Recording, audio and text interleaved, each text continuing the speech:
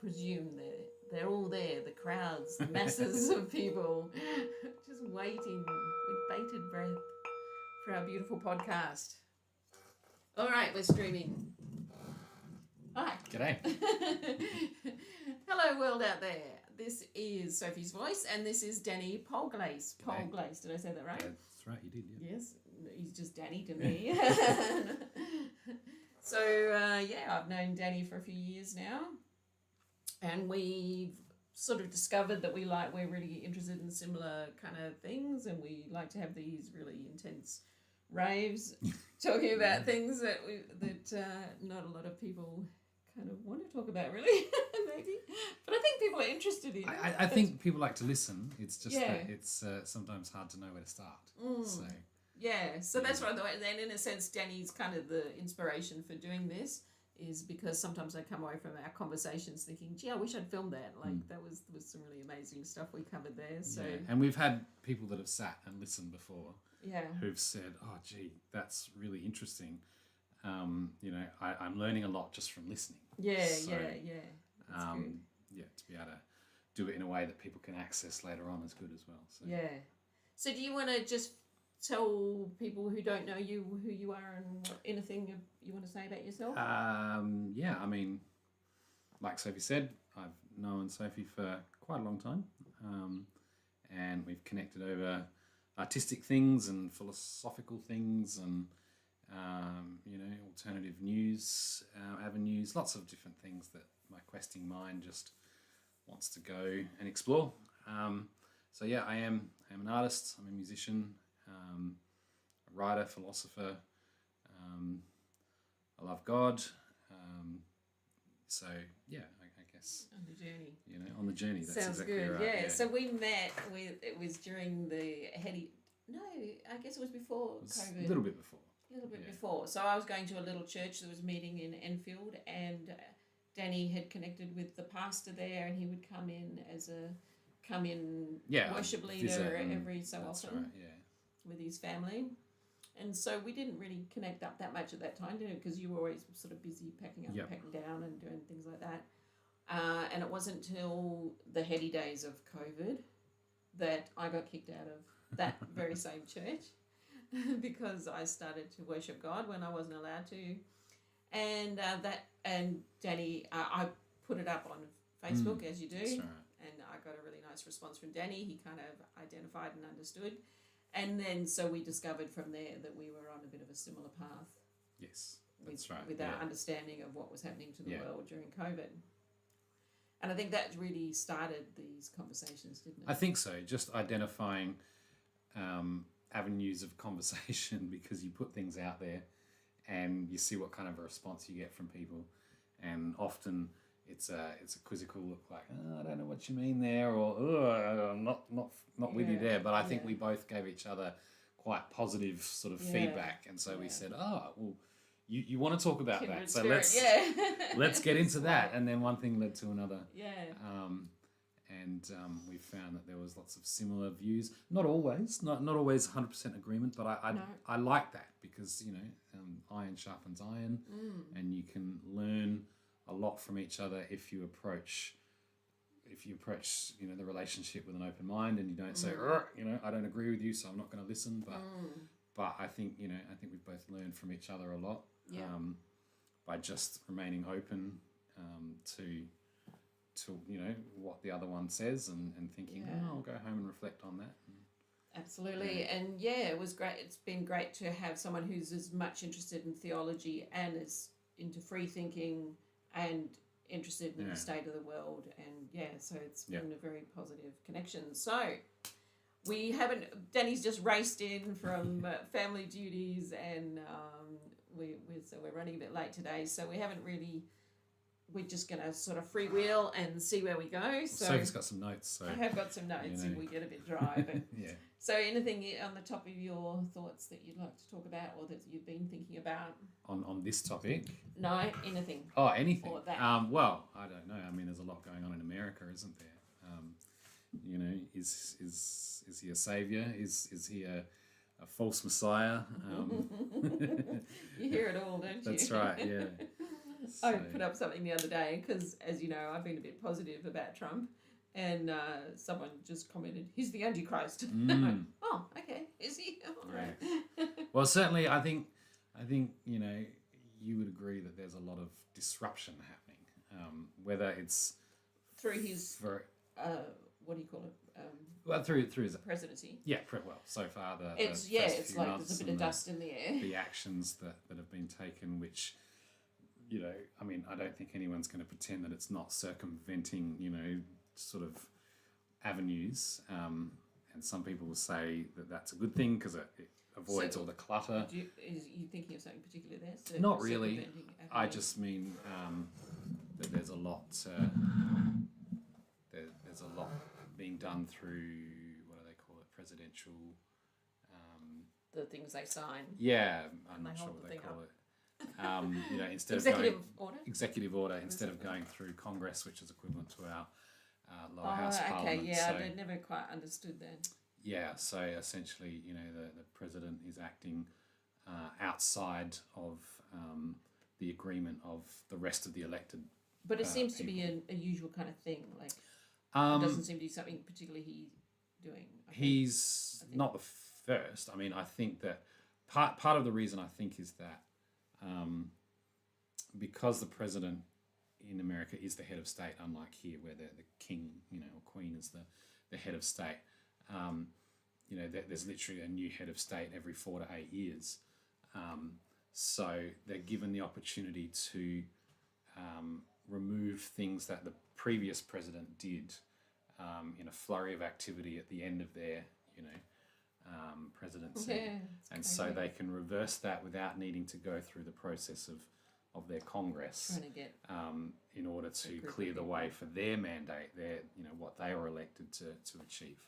But in all of that, these executive orders can be used as a quick way to get things done that sort of circumvents the main democratic process, which, so like anything, they can be abused. It's hard to get that right balance, isn't it? Because it can be so stifling to have to go through too many processes to make anything happen. And it can be that very thing that we feel cynical about government, that nothing ever happens, it doesn't change. Yeah, that's right. And so, there's something very sort of American and very sort of cowboy about.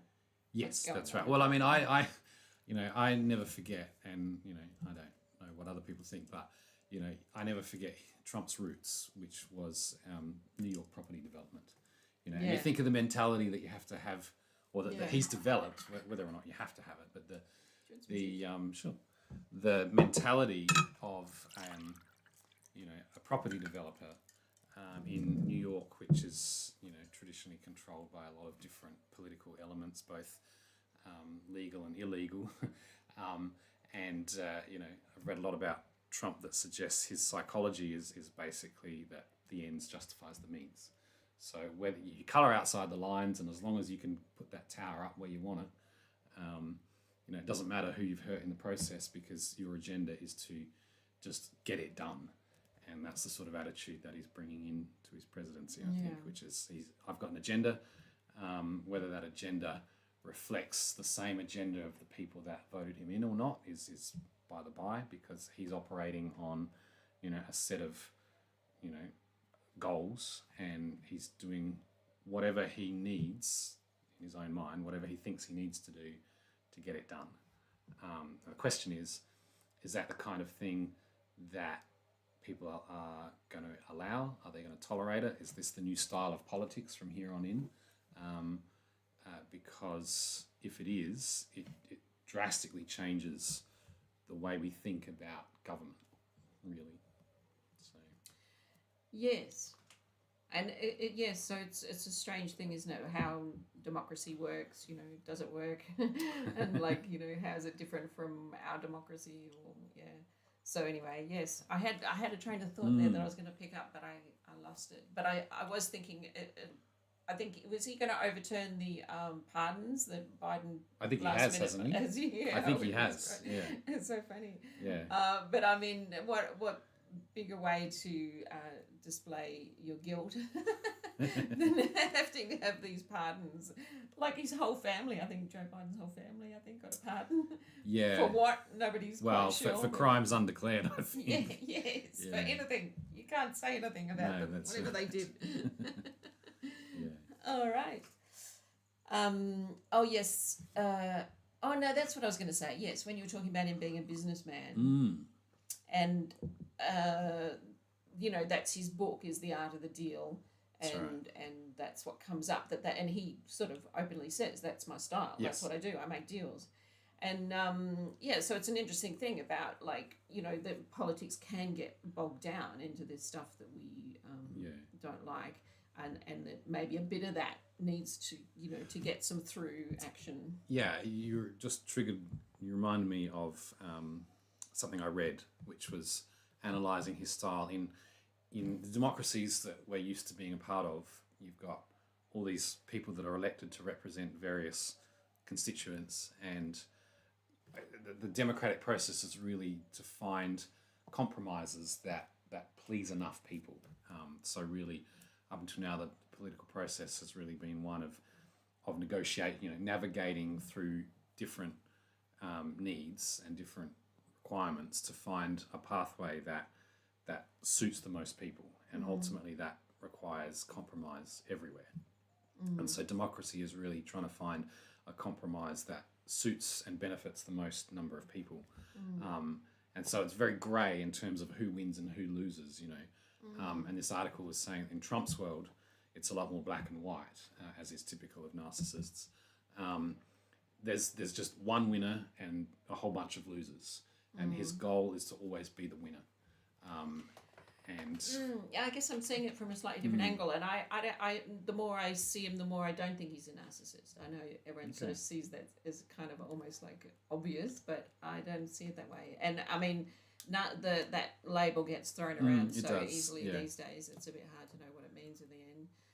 But I feel like I kind of started to see him as representing a kind of masculine leadership that has been very lacking. It's got more and more under layers of not offending anyone, not, and the, sort of leaning into this left kind of thing that, like I said, it can block up processes, and the sort of most obvious things can be not tended to because of red tape, and it kind of opens itself up for corruption. Like, for instance, the border in America, the southern border. The things that you hear about that was going on there in terms of children coming in and going, are you looking cynical? No. I'm thinking about a reply. Oh, okay. Do you know the stories about, and crime stuff going on, and that it was being allowed through, they obviously wanted that. There was a lot of really dodgy stuff going on, but they sort of used... into our topic, actually. Right. Yes, that's right. Yeah. Red tape is used to sort of go, oh, well, I don't know, can obscure things so much. Whereas it's really, I think, refreshing for a lot of people to have that direct through line of decision making. I agree. That is so important for something to flourish and to succeed. You said about who's the winner, who's the loser. You can lose touch with the idea that succeeding is good, It's That's good right. to succeed. I agree with the psychology. However, I think that there's more to it, in the sense that it's to me it's a reasonably clear Hegelian dialectic. Which, do you know what that means? That's create chaos. In other words, always thinking two steps ahead. So to get people to agree with what you want, it's creating a problem that helps or that directs people to react against it in order to then ask for the solution that was always the plan in the first place. So, he embodies sort of a masculine / authoritarian leadership that, let's be honest, people always sort of want, in the sense that our psychology always wants someone to take charge and just lead from the front. And there's nothing wrong with that, but I guess it depends on how you do it, and I think, the New Testament shows us that, true masculine leadership is servant-hearted, against all the authoritarian, styles of the world that crop up. But direct. Sure, but and decisive. I guess the question is Trump being a servant, or is he? Well, this is the fascinating thing about how the media has presented him. Like that, when you look around behind that, you find that there's quite a different character there. If you're presented with the information that he seems to be, it's almost like two different people. Yeah, because ultimately, I think that in one sense, all politics. Well, I mean, the role itself is larger than life, isn't it? So in a sense, there's always a bit of showmanship or acting that goes into the role. But I mean, there's been this huge thing since he started to go for president. Before that, everyone loved him and he was fine. But then as soon as he actually started to get some traction, everyone turned against him, the whole left, because, when he won against Hillary, I think the whole cabal were in a flurry because they just didn't expect him to get in. That's my take on it. It's interesting you say that word. What is the cabal? Is the cabal just left, or is the cabal... The cabal is mainly, I think, from what I can tell, is mainly got its main power base in the left. Okay. But it goes both because I think the Bushes are... I'm honestly catching up with American politics. I haven't really followed it, but I think the Bushes are right, aren't they?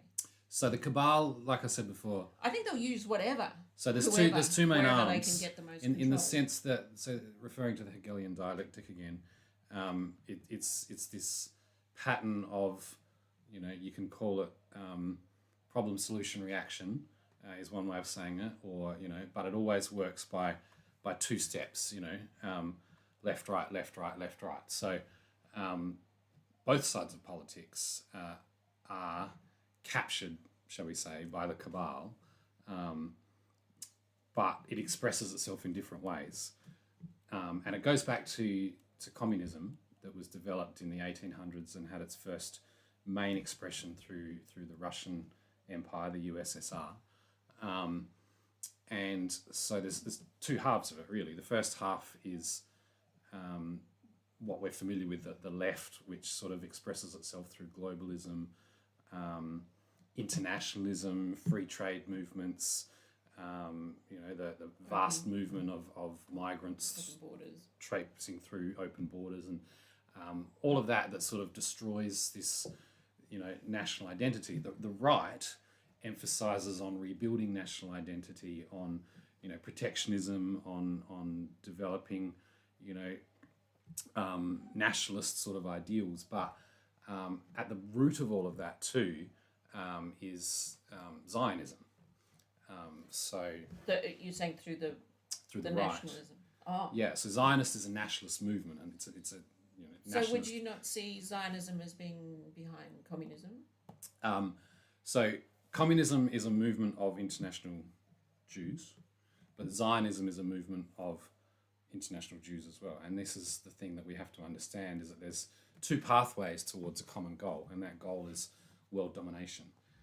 And both sides of politics are used to play off against each other for an ultimate goal. Yeah. So yes, I think I more or less agree with that. But I'm getting more, I suppose, feeling a sense of hope that there are individuals who don't buy into it.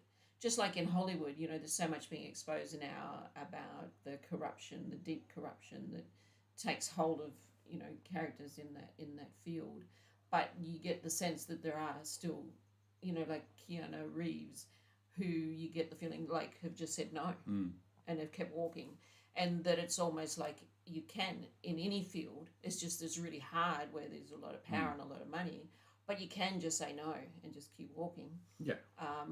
And, I guess I sort of have a hope, like I felt like a lot of the vibes I was getting from a lot of the people that Trump was selecting, like I really liked everything I've seen of Vance. I really like. I don't know if you've looked at him much or. I guess I would be a lot more cynical about the whole situation. Yeah. I've had hope that they seem to have a lot of integrity to me and seem to be honest, and it's like, how do you tell? Like there's so much performance, There is. Yeah. And yeah. So anyway. Yeah. Yeah. Well, what did you think of the Zelensky thing? I thought that was an interesting little. Yeah, look, bit of I watched theatre. it. I didn't watch the whole interview. I just saw the main bit, which people say, oh, you can't judge it based off just the last 5 minutes. Yeah, I reserve an opinion because I haven't fully researched it enough. Yeah. So, But but I I don't think either side is innocent. It was interesting how polarizing just that Yeah. was, wasn't it? And how people were witnessing the very same thing and having diametrically That's opposed. right. One thing I noticed it did do is it suddenly it threw it sort of re-triggered. I don't know if you remember, when the whole Ukraine thing first started, there was a flurry of support internationally for Ukraine, and everybody showed the colours blue and yellow. Yeah. And that's all died down, and I noticed that there was a resurgence of that sort of flag waving, Facebook banner sort of. It's like it becomes a stuff, symbol to people. a symbol. It's like a lot of these things that people that want to and, say, I'm on the side of, and it represents something to them, the small guy or the whatever, from Big Evil Russia. It's interesting because it's sort of it created this support. All of Western Europe suddenly got behind and said, "Yeah, So in a sense, it created a very quick support from the rest of Europe when it looked like Trump was pulling out, and perhaps that was his goal. Perhaps he was using this sort of theatrics to jar support from the rest of Europe somewhere else.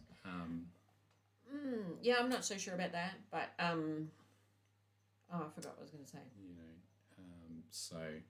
But one thing that's interesting, when it comes to the blue and yellow, I don't know if this is a bit of a tangent now, but I don't know if you know much about color programming, and when international organizations often, suddenly, it looks like there's an agenda coming from, diverse companies such as Woolworths or Microsoft or, all these different companies that are often global. Woolworths is Australian, but, global companies will suddenly, the rainbow flag was an example a few years ago where suddenly every company under the sun was putting rainbow flags on their products and showing things.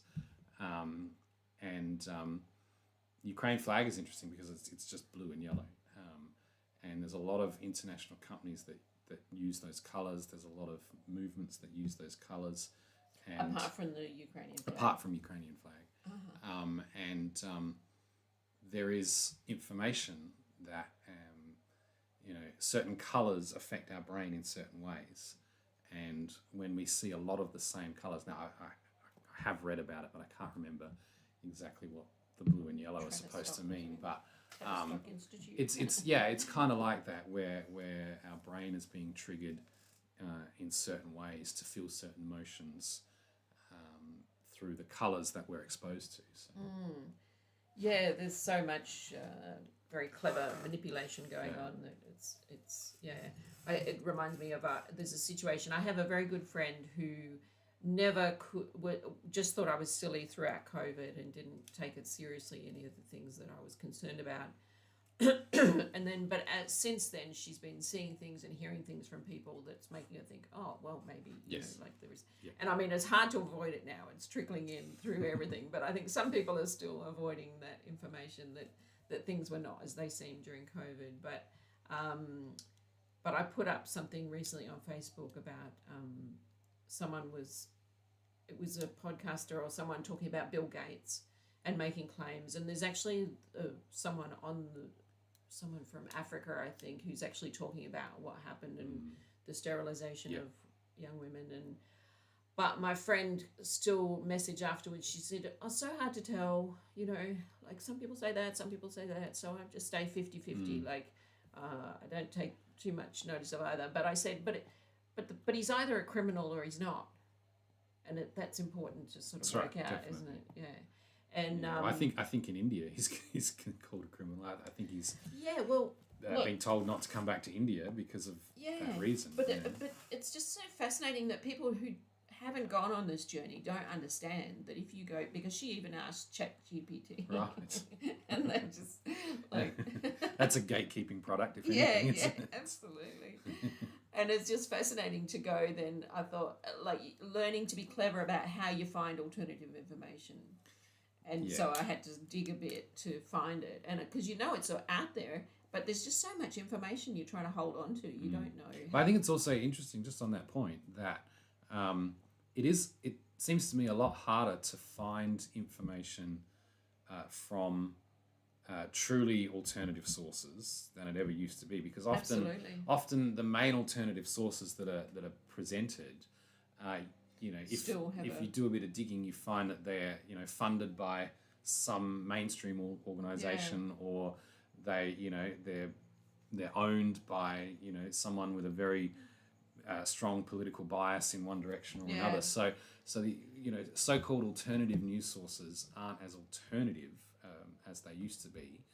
I don't know if you remember, but when I was first starting out on this journey, which was more than 10 years ago now, but there was a lot of independent blogs that would turn up in search results, because a lot of people used to write blogs, Blogspot or WordPress blog, and you could just start one for free, and people would just publish their thoughts and the information that they found.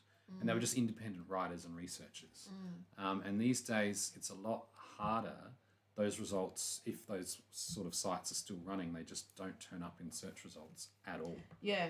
And you kind of have to know the name of the site before you search. That's what I was going to say, that I had heard that. Because I think, like, I went to Google one day, like when years ago, looking at material about 9/11, there was lots of information you could get about alternative ideas about what actually happened. But then I went back to show someone and said, look, and I Googled 9/11, and I was flabbergasted. It's like everything was the official word. That's the right, official, like everything's and interestingly, Google and you can will go show for pages. you, but those pages all just repeat the same information. The same with Bill Gates. When I looked at Bill Gates, it was the same, and all the fact checkers. And they have like straw man kind of strategies of saying Bill Gates is not being sued by someone. That's right. Well, there was that site some years ago. It might still operate, but it was I can't remember the name now, but it was Snopes. I think it was Snopes. Yeah. And you'd post something, and someone would aggressively post a Snopes a Snopes link back to you saying this has been proved false. That's right. Snopes says, That's right. It became like gospel.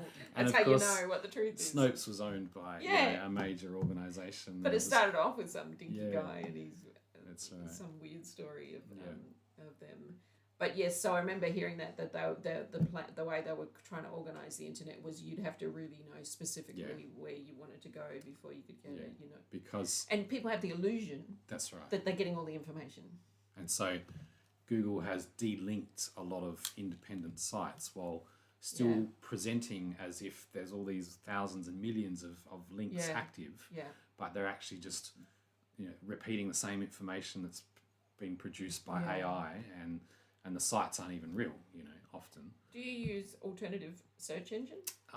Look, not really. I mean, I have at different times. I'm just wondering because it's like I had Brave for a while, but it seemed to be like it was using Google. I didn't really understand. I don't really understand how that works. Well, the agenda is to gatekeep all the information so that, and Google works on the idea that if it's not linked to anything, then does it really exist? Because if we can't access it, and so it's an interesting concept. That the internet might be vast, but if you can't access it with a link, you're only being funneled into these very quite narrow pathways of information. So I guess there'll be the clever techie people that'll be figuring that out. Hey, and have to feels like that's like an ultimate, like it always happens. Yeah. There's going to be ways of it's interesting breaking through the. It's interesting barriers. that in response to that, there's because humans are adaptive sort of creatures. And if we get blocked in one direction, it's like water.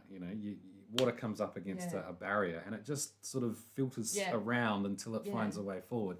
Human endeavor is like that, and so when the internet first begun, there was a lot of, I don't know if you remember, but there was a lot of forum sites, where you'd sort of post I probably wasn't on static then. questions and people would write an answer in a linear form. And as social media began in the around 2007, 2008, social media became the dominant way of interacting. And so it was a lot more, I guess, it was real time in the sense that, and then messaging developed. Okay. And so, you can have these sort of ongoing conversations with multiple groups of people. But,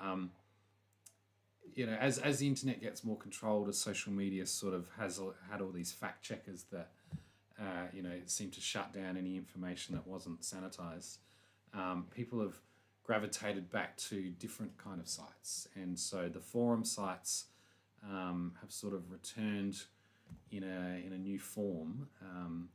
And then you get, sites where people are writing longer form discussion points, like Reddit, Discord. Yes, I have to get into those more, yeah. And so, you sign in with an account, but, they're often quite free in the kind of things that you can discuss. Yeah. But often those search, they don't show up as official information on search results. Yeah. But it's where people are conversing and sharing ideas, free of a lot of yes, and that's control. what we're going to find. And you become a bit lazy too, and you just end up doing the same old. Yeah. But I must be a bit more rigorous about that. And the flood of AI generated videos and images and posts is a bit fascinating too, about learning how to, we're going through a learning curve of how to pick that and how to, like I just picked someone up the other day who put up a post of an image with giant skeletons. And I said, I think that's AI. I didn't take the time to check it out, but it's just such a weird environment of trying to work out what's true it is, and not. Isn't it? That's right. Yeah, and a lot of boomers are putting up these cute seals lost in the ocean and people rescuing them and washing them. Very bizarre. Oh, something I've come across recently that I never really looked into is Port Arthur. Interesting. Massacre. So it's been coming up on my feed. I can't remember how it started, but there's a guy who's started posting stuff recently. Okay. And it's called the Wasp Files, I think. Interesting. I haven't come across that specifically, but in general, yes, I've encountered the Port Arthur. Right. I guess you'd call it, well, not a conspiracy, but it's the conspiracy. Yeah. The almost, what really happened, to Martin Bryant, and what really went on there, and what was the purpose of it all. Yeah. Because I can't remember, it came up in recent times in my life. I can't remember why. And someone was saying, oh, yeah, there's dodgy stuff there. There's something weird. And I went and had a look. And I must have just hit up against all the official thing. And I sort of think, and you get the feeling you're really investigating it. Yeah. And I thought, there's nothing really to see here. Right, it's probably just crazy conspiracy Yeah. theorists. Yeah, interesting. And that, and you've got this thing in the back of your mind about Alex Jones and people get crazy about these things. Yeah. But so it's not until more recently I'm going, oh, okay. So I'm listening to these things and people talking that there was a reason why people were saying there's something dodgy going on here. And that, Yeah, so there was, I remember reading a bit about it a few years ago. So you're now triggering my memory, I'm sort of searching back here trying to remember. But there's a whole group of people, there was, that were, Justice for Martin Bryant. They were, convinced that he was a patsy and that, he'd been, like it. A vulnerable sort of psychiatric patient who was... And his mum even wrote a book. Yeah. She believes that I now. haven't learnt enough to remember the specifics. He held out and said he wasn't guilty for like 5 months or something. Right. And it was his mum, his own lawyer was trying to get him to give it guilty. Yeah. And he convinced his mum to come in and say, if you don't do it, we can't come and visit you and stuff like this. After he'd been in solitary confinement for 5 months. That's right. And being brutalised to some degree, I think. Yeah. And he was already, obviously, whether, you know anything or not, he was obviously a very lonely, vulnerable individual. Sounded a bit odd, and like if he's been chosen for that job, he's the right one for it because he's an odd guy. Isn't it interesting how every massacre in history has always been a lone gunman? What are the odds of that's right, yes. Oh, and that reminds me about the JFK stuff coming out. Yeah. I haven't looked into a lot, but the Yeah. interesting thing that sort of ties into other things we've been talking about is, like, because I go to Candace Owens at the moment. She's my girl. I've actually Yeah. got some stuff of hers to watch. Yeah, so, yeah. Very good. Did you watch the Brigitte Macron stuff? No. Oh, that's a whole. I've got some story. stuff I've saved of hers, so I need to go back and look. So, but she looked at some JFK files recently, and one of the things that is now been unredacted, I think, is stuff relating to Israel. Yes. So the previous instructions that the CIA gave in previous releases of the information was that you can share this stuff with the public, but there must not be any reference to Israel, to Mossad, to any involvement there. And so she was just talking about how JFK had taken offence to them having their lobbying ability to lobby. There was an organisation for Israel that was able to lobby as a domestic political sort of force, and that he said they should be deemed as a foreign. Yeah. Anyway, I can't. My words are going all over the place now, but yeah, you know what I mean. And that had been going on for a year. Right. And it was just like JFK was going, no, you've got to do this, you've got to do this. And they had wriggled and writhed and tried this and tried that and stalled them and said, no, we can't. And he was like, no, you're going to do it. And a week later. So, So it's amazing how many people now, like, we've been so indoctrinated with this fear of being anti-Semitic in our culture. Yeah. It's interesting to see that starting to unravel now.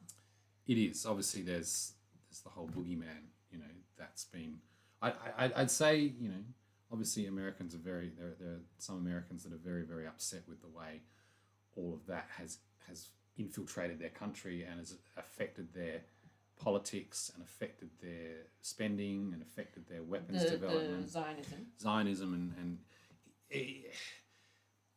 it's present in Australia as well, but it's not as obvious, and there's less people that are getting upset with its presence in Australia. But it's interesting that you try and raise that issue, and the idea you being anti-Semitic is thrown up as a block, and most people are unwilling to cross that line for fear. And then you start to understand that it's very deliberately been done. That's right. And we've been very deliberately educated to see the Jews as victims, and it's interesting, isn't it? Because that is the main idea we have of the Jewish people, is that they are these victims. You could almost say perpetual victims, and yet, Israel has one of the greatest, technologically developed militaries in the world.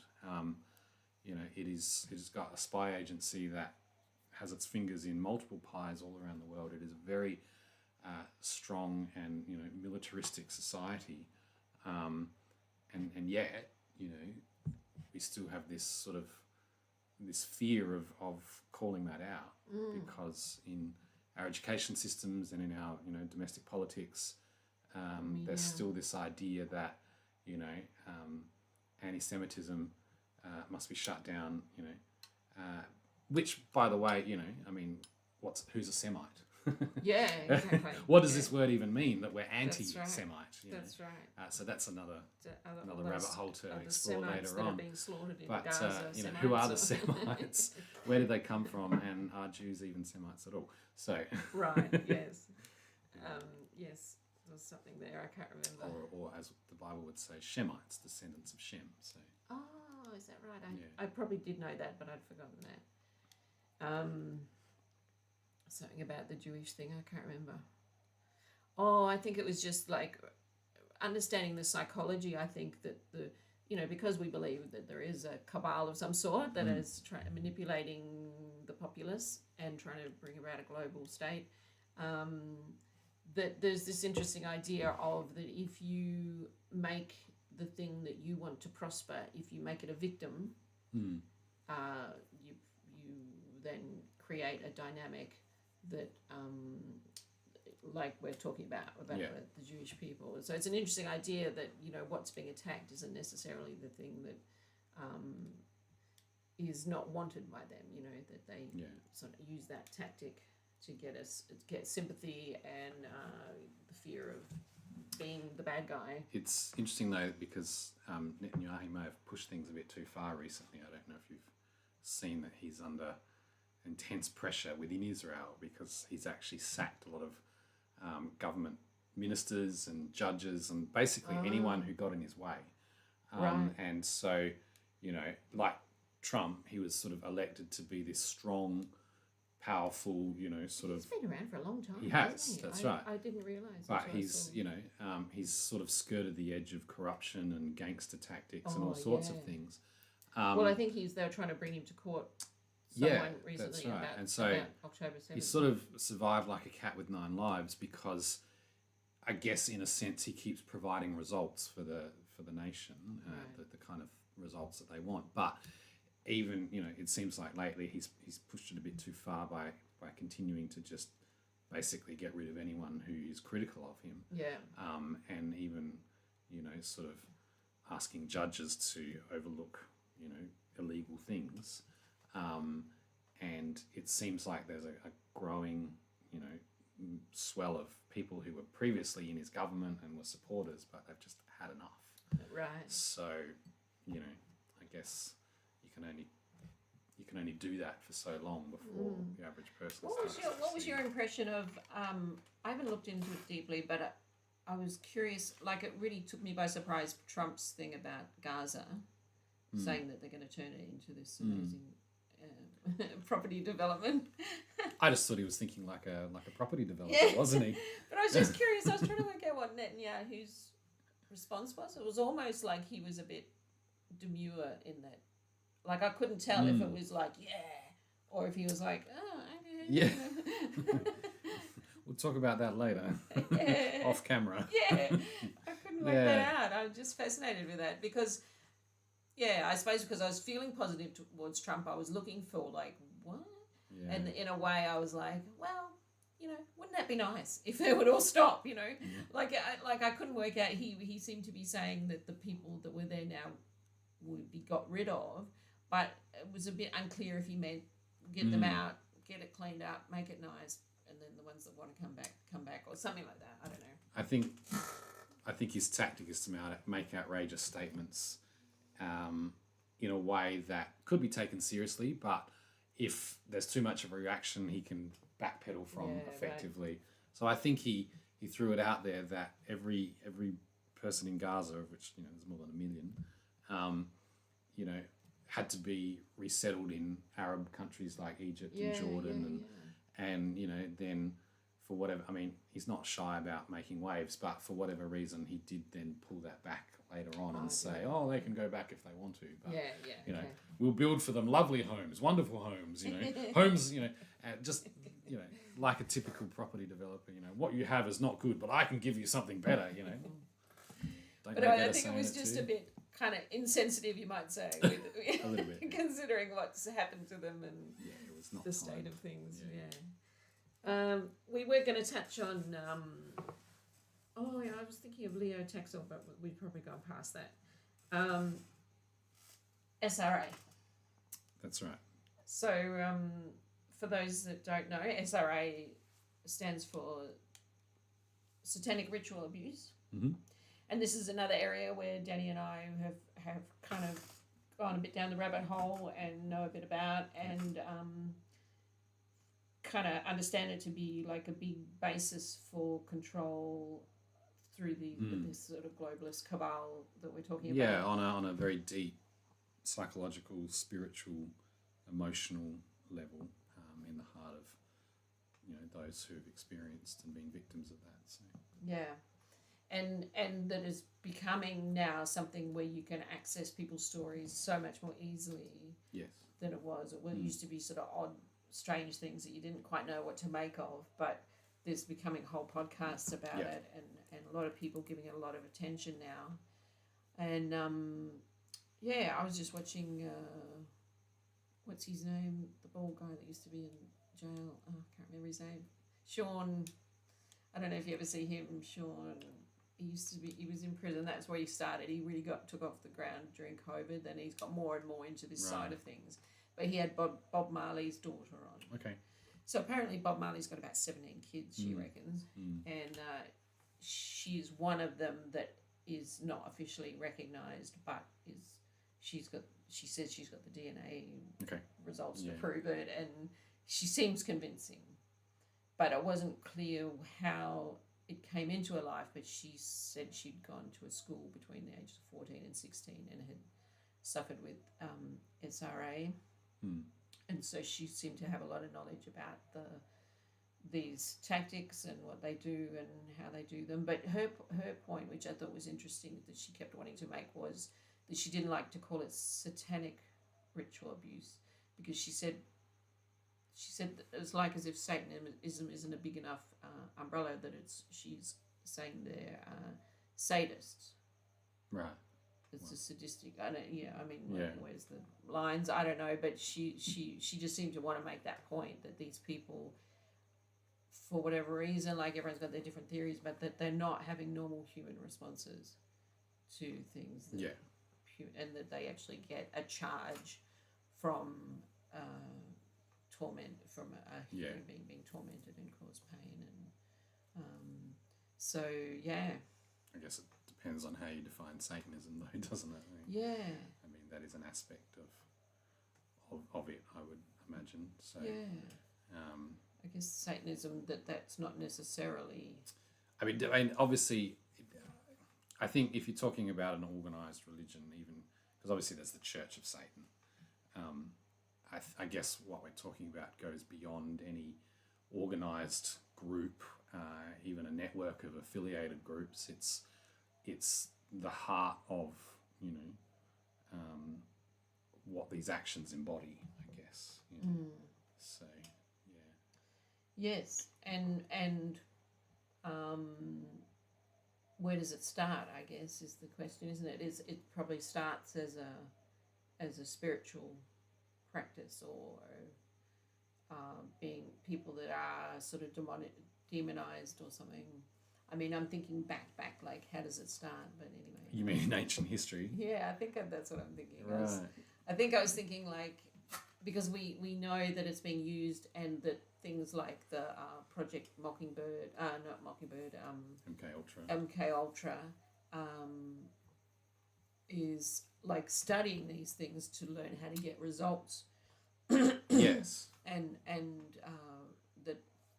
that there's family lines that have been using this on their children. Apparently, this is what we hear. Yeah. So, I guess it comes down to the idea of occult science, and so we're used to, in our Western mindset, we're used to thinking of science as this very materialistic, physical set of empirical, cause and consequence kind of principles that we can measure, and Western science has sort of thrown out the whole concept of spirituality as an aspect of existence, but that's actually a very recent thing, and ancient practices acknowledge the idea that our bodies are connected to a spiritual world, and that we can experience spirituality in this physical form.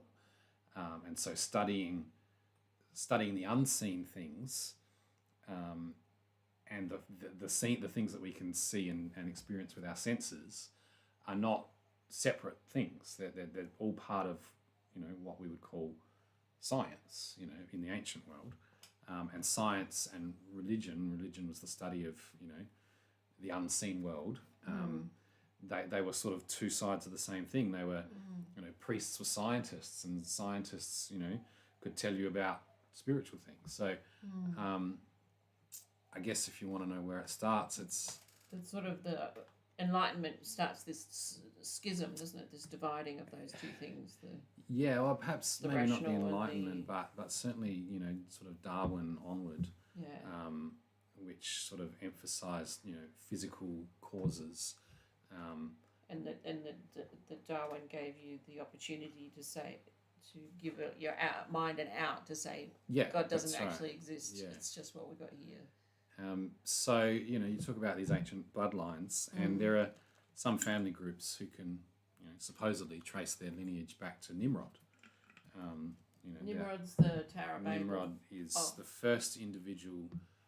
The Bible tells us he was a mighty hunter before the Lord, and that word "before" really means ahead of or in front of. So, really, he, in a sense, tried to eclipse God by standing between God and humanity and presenting himself as a godlike figure who, was strong and powerful and mighty, and the Bible attributes Babylon to him. He's and ancient sources too say that Nimrod was the founder of Babylon, but it's this desire to interfere with human souls for purposes that go against God. So yes, and so that's the kind of. So then Jesus comes into the picture and is tempted by the tempter, and one of those temptations is to bow down and worship me, and then I can give you all this power. So it kind of relates to that, hey, that the idea of the fall is that humanity is no longer under the guardianship of God, in a sense, not the natural guardianship of God. And so they're looking to other spiritual sources for spiritual power, for legitimacy, for whatever. And then that develops this whole sort of realm, which we would call maybe the satanic realm or the demonic realm, where, so like some sort of accumulation of power and interest and connection. And I even wonder sometimes but you probably got different beliefs about this, but sometimes I wonder about when people pass too, if they're still connected to the realms that they were working in. Yeah, that's interesting. I don't know. I do know that I remember hearing a testimony of a Christian many years ago now, but he had a number of heart attacks, and he had a testimony about dying on the hospital table and ascending from his body, but seeing this silver cord. And the Bible talks about a silver cord that, in a sense, is the link that keeps your soul tethered to your body. And because there's a passage in Ecclesiastes about lest the silver cord be broken. So he said that he could see the silver cord. So there's interesting things there about. Yeah, there's so much. I sort of feel like there's more and more we're going to start to understand, and as things intensify. Yeah. There's a good story I must tell you one day about the head of the Satanist church, the guy that started it. What's his name? It's gone out of my mind, but anyway, about him and the silver cord. I'll have to tell you one day, but I probably shouldn't start on it now. Anton LaVey, about the way he passed. Yes, I think he was very traumatized, wasn't he? Well, maybe I will touch on it because it's really interesting. So, because it made a big impact on me that I'd heard the story. So it's not the story that the Satanists tell. They deny it. And they even actually say that he died the day before, even though his death certificate says he died on the 31st of October, Halloween. Right. So it was around this idea of a young woman who was a bit battered and looked traumatized, who came to a church and wanted to be saved. And so they led her through that and, did all the things and then tried to keep contact with her. But it turned out she was in a really bad way, and it turned out she was the illegitimate daughter of Anton LaVey. Right. Who had been conceived in a satanic ritual and all the stuff, and that she'd been going through these different rituals that were going to culminate in October 31st on Halloween. That she was going to be sacrificed. Yeah. And so there ensued this huge spiritual battle. It's an amazing story. Like this sort of very sort of, at that point, naive pastor got himself in this situation where Anton LaVey was able to astral travel and possess her and do stuff. And there was different demons could come in and out of her, and they just got this incredible situation.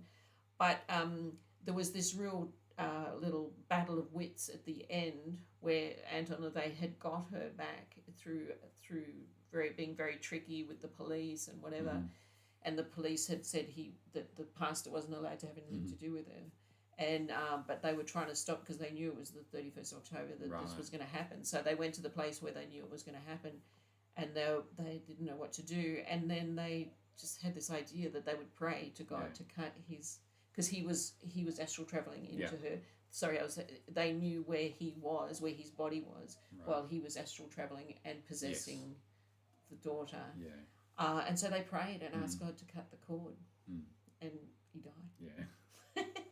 It's a very powerful story. Yeah. Yeah, it's really amazing. So yeah, like I don't think they advertise that, but the Satanist church, but it seems pretty convincing, the story. So yeah, fascinating. But yes, all right. Is there anything else? Did you have anything about SRA you wanted to talk about? I mean, I guess it depends how deep into it you want to go. Just that, I guess it's very real, and it's present everywhere, including Australia. Without going too deep and too specific, I think the thing that really stands out to me the most is reading about these people that have experienced horrific abuse in the name of, occult power, and let's be real. Ever since ancient times, the innocence of children has been used to generate the most psychic pain, and that creates the greatest sort of level of spiritual power. So there's mass, abuse of innocence. But everything I've read, and I've read a lot, and it's not because I enjoy it, it's because I think it's something that, God wants me to learn about. But, I read the testimonies of those who've been freed from it. And the thing that stands out the most is that this whole system that they've created, this system of, mass abuse of innocence that's put its tentacles into our government institutions, into our military institutions, into our education systems. Its tentacles are everywhere. It's got, official sanctions through, back channels and black ops and all sorts of things. It's like a cancer in our society. It's powerful from a worldly perspective, and yet one single innocent person, one single child victim who calls on the name of Jesus is saved because they just can't handle the light. Yeah, amen. And I've read story after story of people who have called out to Jesus, or even before they even knew who he was, because obviously the knowledge of Christ is obscured and hidden. But, people who've said the light man walked into my room, or, and all they knew was that Jesus was the man of light. But they've called out to him, and, he hasn't always taken them out of that situation straight away, but he's reserved a part of their soul, a part of their spirit that's been saved, that's been purified, and that's where they get to know him. And there was stories of sort of these laboratories set up, where they were inviting demons to come and sort of just stand over the cribs of all these babies, and they just pretended that God didn't exist, basically, because when God was present, it was like they couldn't do anything. These demons, these fallen angels, these occult practitioners, the only tactic they have is to pretend to their entire networks that God doesn't exist. They don't mention him. They don't talk about him. They don't talk about Jesus, because to mention him provides knowledge of salvation. So they build this entire occult system to obscure the idea that God is even real. Up at the very highest levels, the ones that have given their souls to Satan, they know that they are in a war against God.